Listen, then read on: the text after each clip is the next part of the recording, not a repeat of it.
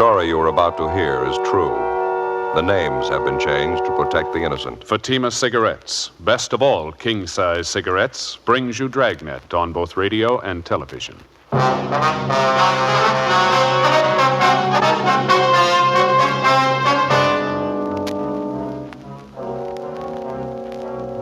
You're a detective sergeant. You're assigned to homicide detail. A woman is found dying in a vacant lot. Her identity unknown. Your job? Investigate. Compare Fatima with any other king-size cigarette. Yes, compare Fatima with any other king-size cigarette. 1. Fatima's length filters the smoke 85 millimeters for your protection. 2. Fatima's length cools the smoke for your protection. 3. Fatima's length gives you those extra puffs, 21% longer than standard cigarette size. Fatima gives you more for your money. And in king-size Fatima, you get an extra mild and soothing smoke, plus the added protection of Fatima quality. Buy Fatima in the bright, sunny yellow pack.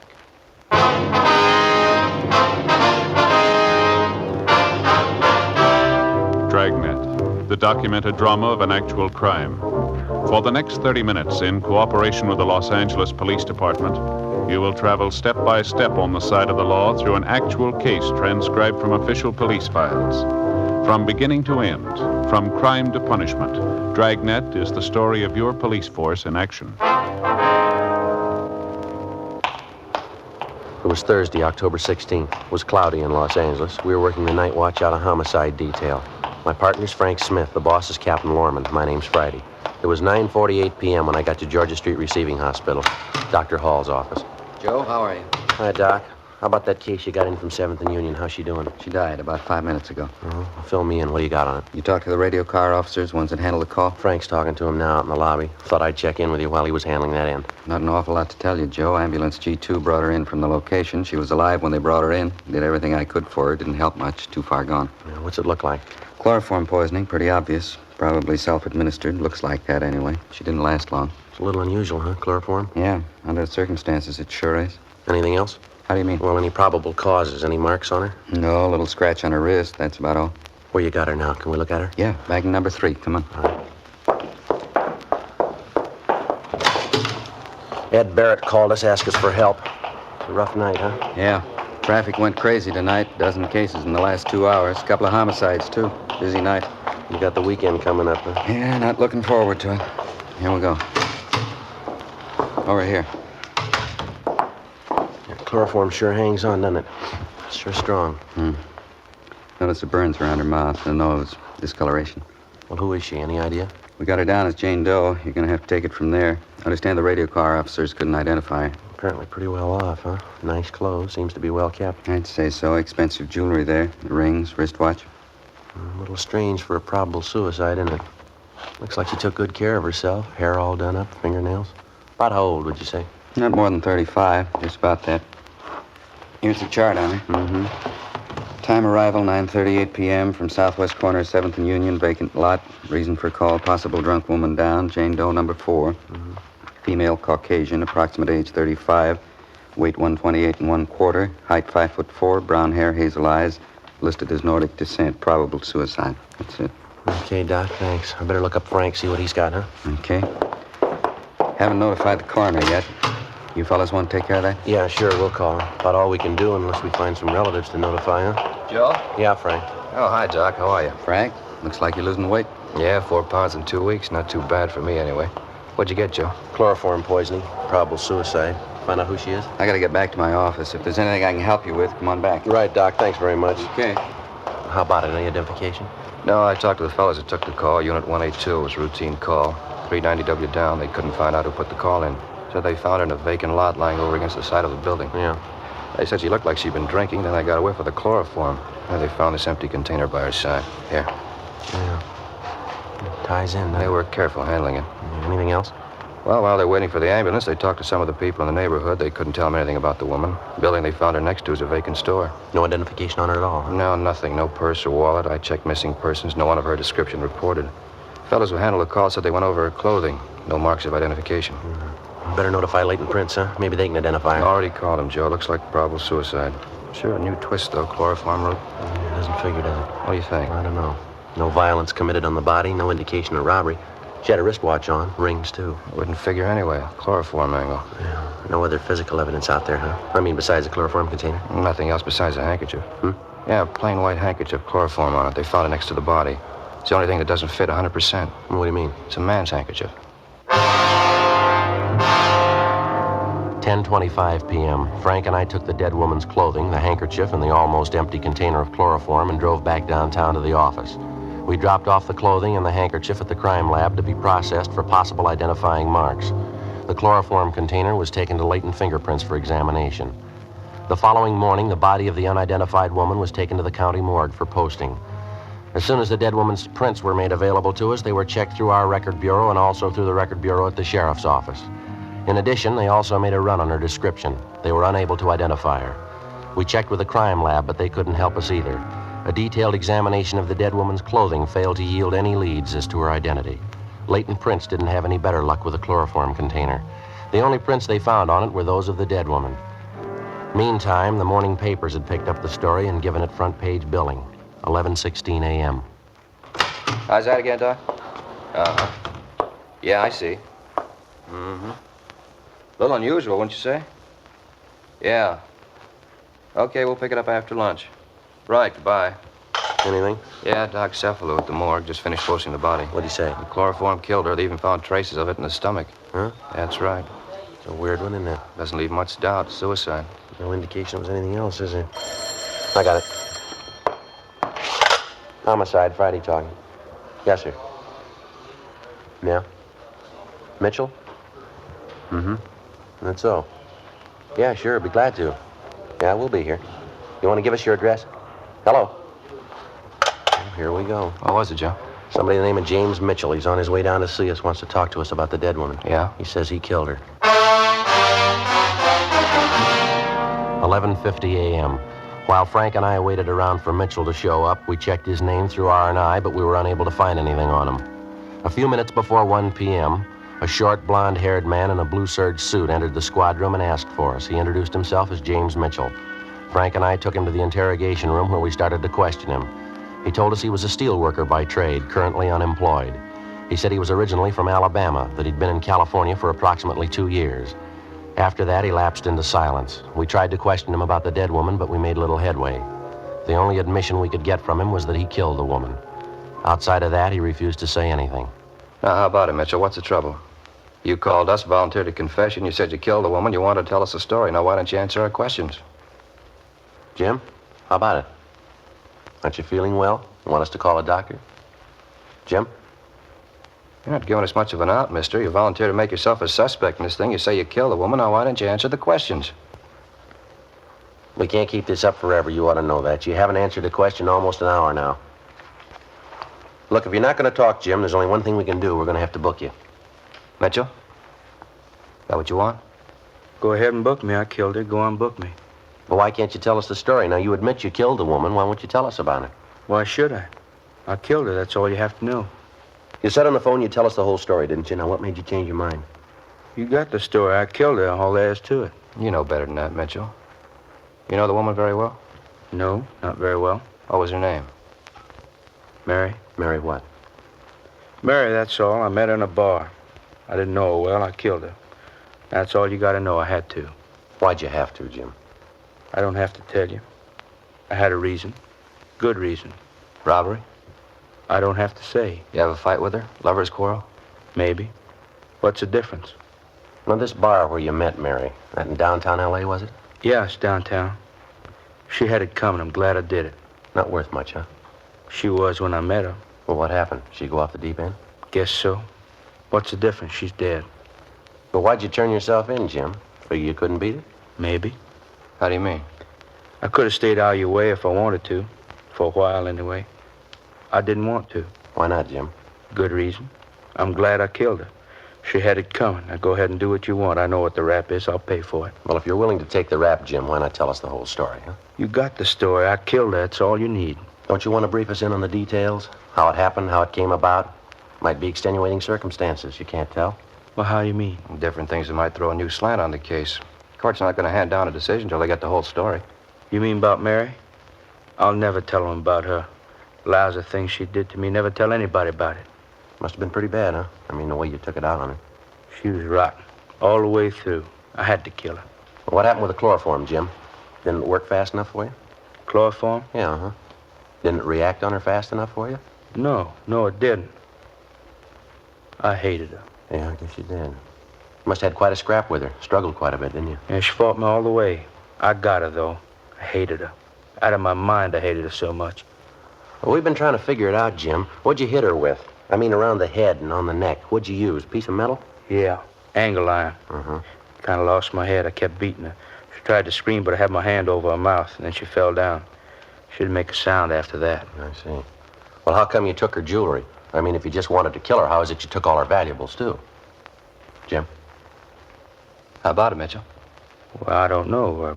Spur of the moment, I guess. I took them, but I didn't keep them. I threw them away. I don't remember where. I'm glad it's over. All right, Jim. Now, what's this all about? You didn't kill that woman. You know that as well as we do. Well, what are you talking about? Of course I killed her. She's dead, ain't she? How many times do I have to admit it? The woman had one mark in her body, Mitchell, a small scratch on the wrist. Huh? Not a single wound on the head, none on the neck either. Well, I killed her. That's all you got to know, not saying anything else. All the woman's valuables weren't taken either, Jim. She was found with a couple of rings on her hands, an expensive watch, a bracelet, too. Now, come on, Jim. What's the angle here? You can't prove I didn't do it. You can't prove that. I think we can. Now, why can't you just take my word for it? It's the queerest setup I ever saw. I'm willing to admit I killed her, and you won't believe me. What kind of cops are you, anyway? What'd you spend last night, Jim? Where were you? I don't know. I don't remember. You remember. Now, how about it? It's the queerest setup I ever saw. Whole town. You wouldn't believe it. Yeah? Look, I come here from Alabama. I told you that. I've been here for 22 months. A long time. It's almost 2 years. Mm-hmm. Queerest town I ever saw. Thousands of people all over. Millions of them. People all around you, all over the place, everywhere you go. I didn't know any of them. Not a one. They didn't know me. 22 months. Couldn't get to know nobody. I still don't. They don't know me either. Yeah. Tried to get acquainted. Just seemed I never could. Nobody knew me. Nobody cared. They didn't even know who I was. Well, what kind of town is that? 22 months right here. They don't even know who I am. Nobody knows. Living alone, you just get sick of it. Get sick and tired of it. That's what brought all this on, huh? Well, I mean, at least they'll notice me. They'll know I'm here. I killed a woman. They'll know who I am now. You ever spent any time in a hospital, Mitchell? Institution? Now, what'd you have to ask that for? Just 'cause I want to know people, want to notice me? That doesn't make me crazy. Can't be alone all the time. You got to have somebody notice you. Were you ever in an institution, Jim? Just once, only a couple of months.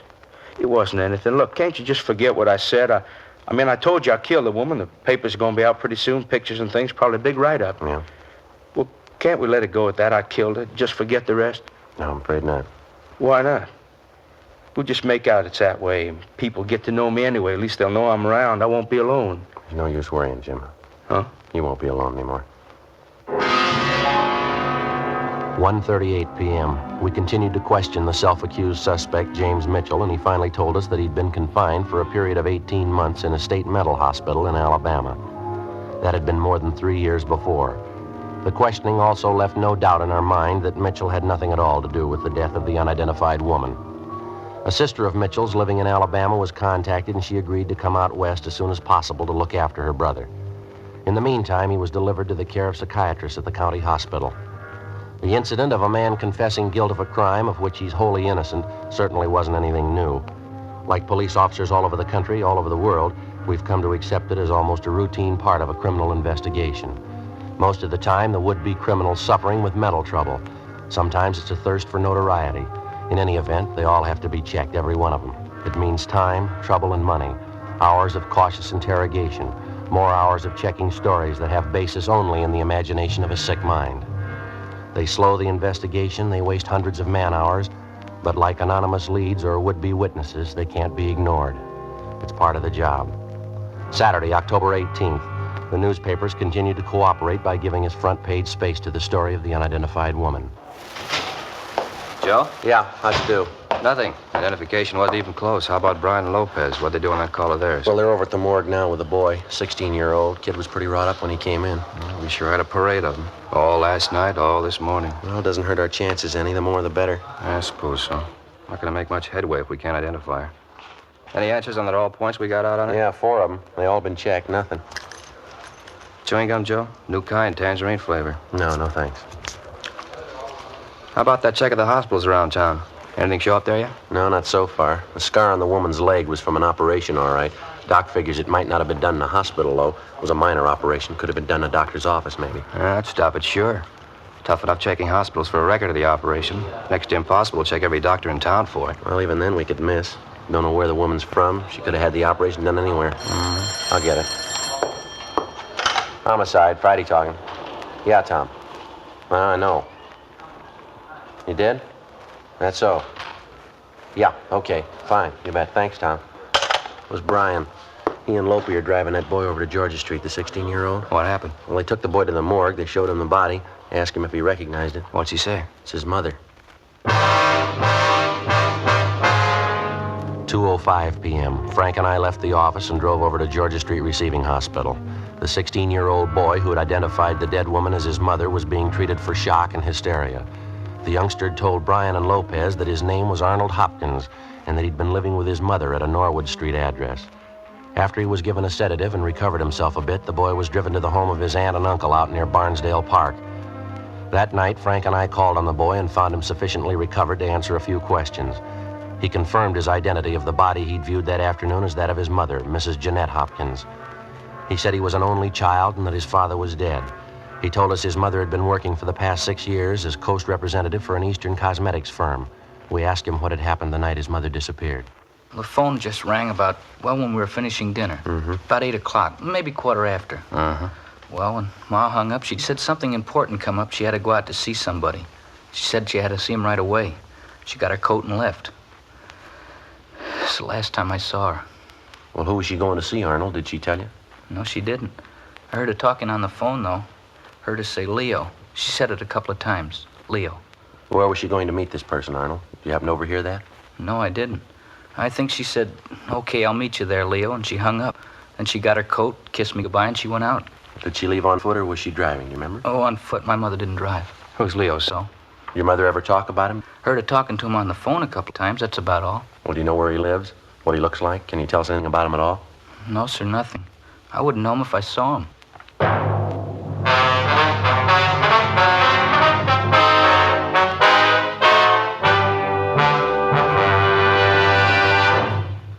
You are listening to Dragnet, authentic stories of your police force in action. The only way you can prove to yourself that Fatima is the best of all king-size cigarettes is to compare them with the brand you've been smoking. Yes, compare Fatima with any other king-size cigarette. 1.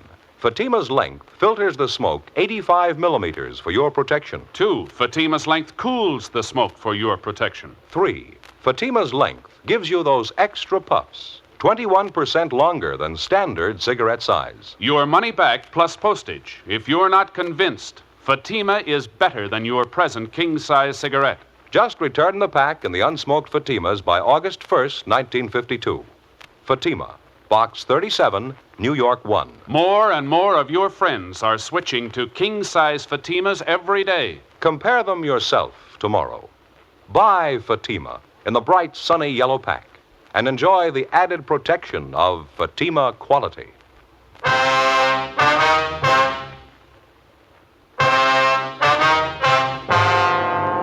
Saturday, October 18th, 8:30 p.m. Frank Smith and I continued interviewing the dead woman's son, 16-year-old Arnold Hopkins. The big lead pointed in the direction of the man known as Leo, who telephoned Mrs. Hopkins Thursday night, little more than an hour before she died, and made an appointment to meet her. It was a good lead, but it didn't go too far.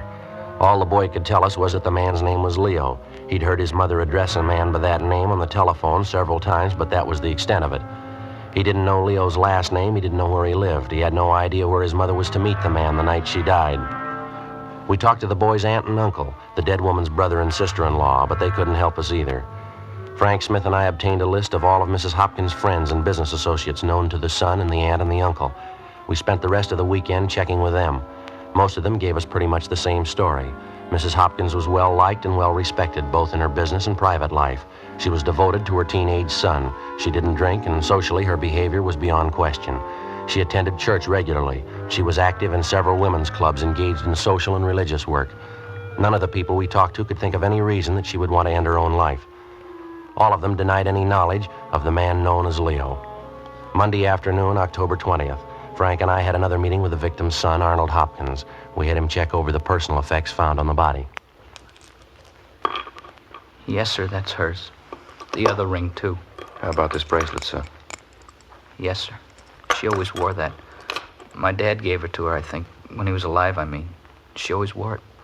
Now, the wristwatch, 2 rings, the bracelet, and this lapel pin here.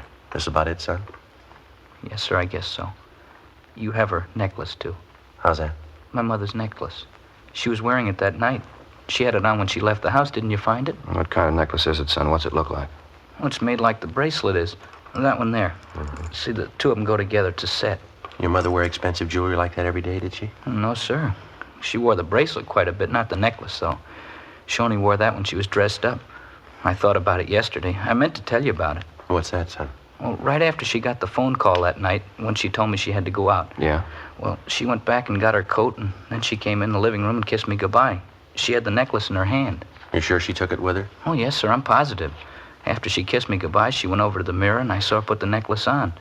She was wearing it when she left. I didn't think much about it till later on. Most of the time, she only wears it when she dresses up. She wasn't very dressed up that night. Joe? Yeah. Can you describe the necklace for us, son? Exactly what it looks like?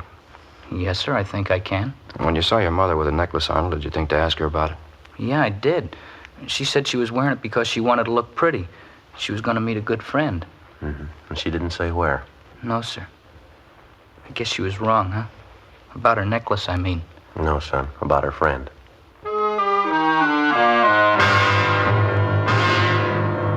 Monday, 3:18 p.m. We got a description of the necklace from the Hopkins boy, confirmed it with his aunt and uncle, and then we double-checked it at the jeweler's, where it had been purchased. After that, we contacted the pawn shop detail and burglary division. The necklace and its description was put on the stolen property list, and copies were sent to second-hand jewelry stores and pawn shops throughout the area. We also got out a broadcast and an APB on it. 4:15 the following afternoon, we got a reply from the San Diego Police Department. A pawn shop owner down there had reported taking in the necklace the Friday before, which matched the description of the one we were looking for. The man who pawned the necklace listed his name in the pawn shop's buy book as Raymond Butler. San Diego officers had checked out the home address that he'd given. It was a vacant lot. The necklace was sent back to Los Angeles, where it was identified as Mrs. Hopkins. The description of the man who'd pawned the necklace was forwarded from San Diego together with a photostatic copy of the suspect's signature, and we got out an all-points bulletin on him. 2 days passed. Nothing. Along with Brian and Lopez, we continued checking all public places in the general area where the body of Mrs. Hopkins had been found. You got anything, Frank? Talked to a man by the name of Wagner, Joe. He told me she used to do a lot of traveling, business trips, most of them to San Diego. Wagner says he heard she had a boyfriend down there, a tall, dark-haired fella. That's all, no name. I get it. Homicide Friday. What? Oh, yeah, Lopey. Where? Checks out, does it? Yeah, that's good. Fine. Okay, thanks, Lopey. Yeah, right away. Anything, Joe? Lopez, he and Brian just checked a bar out in the neighborhood where the body was found. They talked to the bartender in the place, showed him the description of the man who pawned the necklace. Bartender says he knows the man. You sure? Pretty sure. He told Brian and Lopey that the man's either a boxer or a wrestler, something like that anyway. You know the man's name, where he lives? Says his name's Taylor, no home address. You know his first name? Yeah, Leo. 1:25 p.m. After interviewing 4 other people who were in the bar the night of Mrs. Hopkins' death, Lopez and Brian checked back in at the office. They told us that at least one of the 4 persons they talked to, in addition to the bartender, was sure that the description of the suspect who pawned the necklace fitted a man known as Leo Taylor, who was in the bar the previous Thursday night. He was seen in the place between 8:30 and 9 p.m., and he was seen with a woman answering Mrs. Hopkins' general description. The bartender had no idea where the man lived, but he seemed fairly certain of the man's name, Leo Taylor, and his occupation, either wrestling or boxing. 5:05 p.m. We made a run on Taylor's name and description through R&I, and we got a make. We checked his handwriting, and that matched out also. He had 1 previous arrest for assault and disorderly conduct. His residence was a West 11th Street address. We checked it out, but he'd moved 6 months before.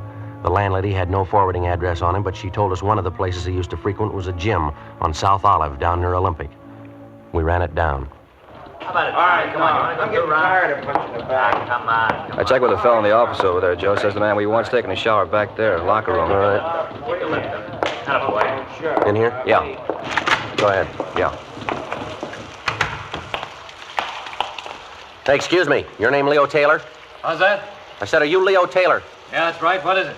Police officers would like to talk to you. Oh, I'm taking a shower right now. You want to wait a while? Well, keep, Taylor. We want to talk to you now. All right. All right, what's the rush? What's it all about? I want to talk to you downtown. What do you want me downtown for? A routine check. Like to ask you a few questions. About what? Jeanette Hopkins? That's so? What about her? When's the last time you saw the woman, Taylor? I don't know. A couple of months ago. At least that. Why? We can talk about it downtown. Well, let's talk now. It'll take me a little time to get dressed. What's the pitch? You know as well as we do. You want to throw me that shirt, Mac? Thanks. What do you mean I know as well as you do? Know what? No rush, Leo. We can talk downtown. I read about it in the papers. Terrible thing. I was going to look her up one of these days. It's too bad. You live in Los Angeles, Taylor? Yeah, why? Ever get down to San Diego? Once in a while, not too often. You don't think I had anything to do with it, do you? How do you mean, Leo? With what? I mean, Jeanette, she's dead. You don't think I had a hand in it, do you? I tell you, I'm on a level with you, Leo. We've been on this thing a week. We've got you placed in San Diego. We've got you placed here. You say you haven't seen Mrs. Hopkins for 2 months. We can do a lot better than that. You were with her in San Diego 2 weeks ago. You were drinking with her in a bar out there last Thursday night. You were with her 20 minutes before she died. We got all we need, Leo. Got my coat there, the gray one? Check the pockets, Frank. Yeah. Gonna take a lot of proof. I guess you know that. Gonna take a lot of it. We got it. You better have. Let's see. Keys, wallet, comb. Yeah. Okay, let's go. No, just a minute, Leo. Yeah? Pawn ticket here. You forgot it.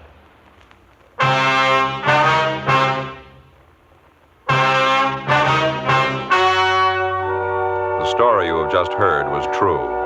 The names were changed to protect the innocent. On January 28th, trial was held in Superior Court, Department 89, City and County of Los Angeles, State of California. In a moment, the results of that trial. Now, here is our star, Jack Webb. Thank you, George Fenneman. Friends, there's not much I can add to what you've already heard about Fatima's. If you smoke them, I know you'll agree with me that no other king-size cigarette can match Fatima quality. Now, if you haven't tried them yet, prove it to yourself. Buy a pack and give them a try. I wish you would kind of check up on what we've been telling you. Compare Fatima's with any other king-size cigarette. You'll like Fatima's better flavor and aroma. It's extra mild and soothing smoke. And you'll find Fatima gives you more for your money. Yes, sir. In Fatima, the difference is quality. Buy a pack tomorrow. Fatima.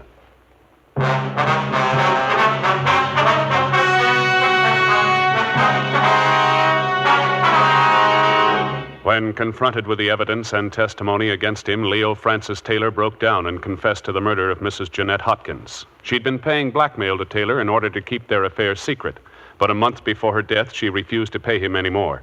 Taylor threatened her again, and she agreed to give him the necklace as a final payoff. At their meeting, Taylor demanded cash. His victim threatened him with arrest, and he administered the chloroform. Taylor was tried and found guilty of first-degree murder and was sentenced to a life term in the state penitentiary.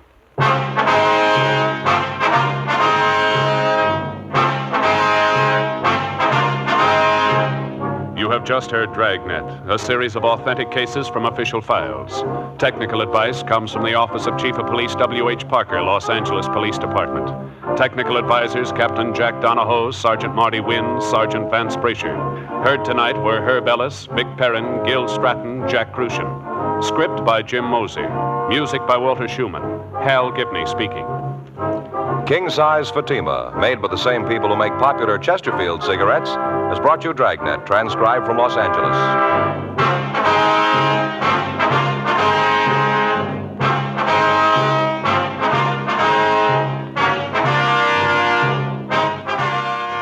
Each Thursday night, it's Counter Spy on NBC.